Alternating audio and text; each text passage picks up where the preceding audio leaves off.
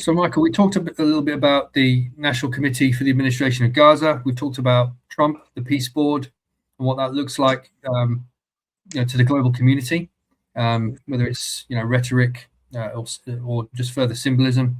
We've talked about that. We've also talked about Abbas and his current tenure, for 2 decades, and we talked about the view as to whether an election is the answer. I think what we would all benefit from now is, let's talk about the elephant in the room, what's going on with Iran and Israel. Obviously, major impact on the region. So my question, just to kickstart this discussion off, is about Iran's role. Iran's role in the region looks like it keeps expanding. How do you think that's going to impact and affect Palestine? John, it complicates everything. Iran thrives in ambiguity and fragmentation.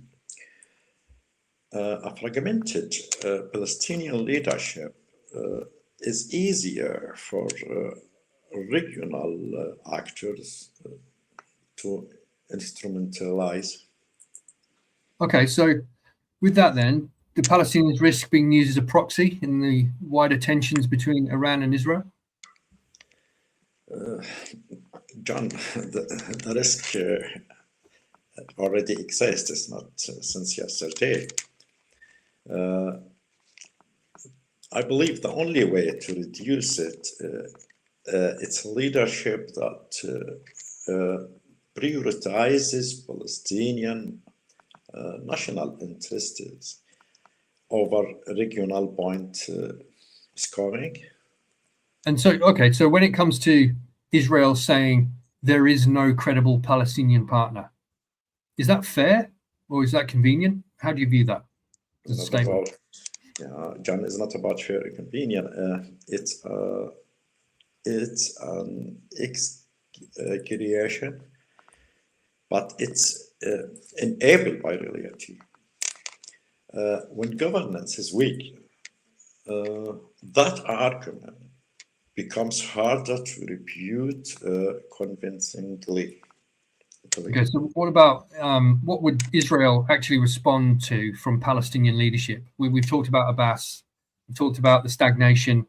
Yeah, okay, continuity for a couple of decades, but it's definitely stagnation. What would Israel actually respond to from a Palestinian leadership perspective? I believe consistency, predictability, responsibility. Look, John, Israel negotiates hardest with actors it believes can deliver and control outcomes. Okay, so on that subject of beliefs and outcomes, we've in the past always talked about ideals when it comes to peace in the region, the broad Middle Eastern region, but specifically here we're talking about Palestine. So why has the Middle East peace talk shifted from those ideals to a more stability-orientated language? John, it's the main conflict in the Middle East. John, because the region has lived through chaos. Stability isn't the enemy of justice. It's the precondition for it. Yeah.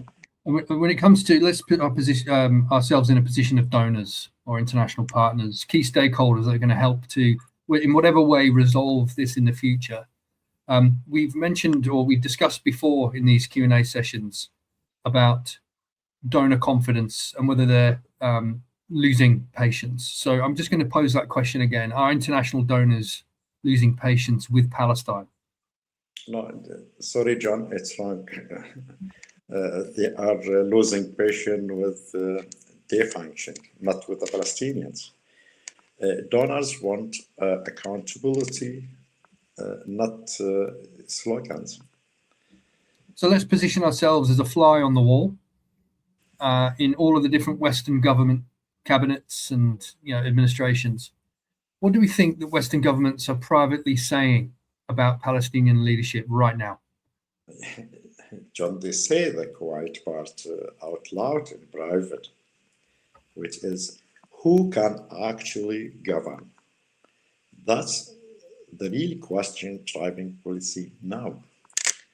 So coming to the governance point again, and we talked about the peace board, and everybody watching in is seeing powerful leaders the world over creating a structure in which they think is going to create peace. So I think a key question is the danger that Palestinians are being written out of peace frameworks, not being involved in them? I believe only if they remain reactive instead of strategic. John, seats at the table are taken, not gifted. Yeah, absolutely. Then that element of proactivity. And when it comes to proactivity, the global community can only rest on and understand what the global media is portraying about activity and progression towards peace and all that comes with that. So from your perspective, and we can talk about how that translates to the wider community, what's frustrating you most about the current media coverage on Palestine?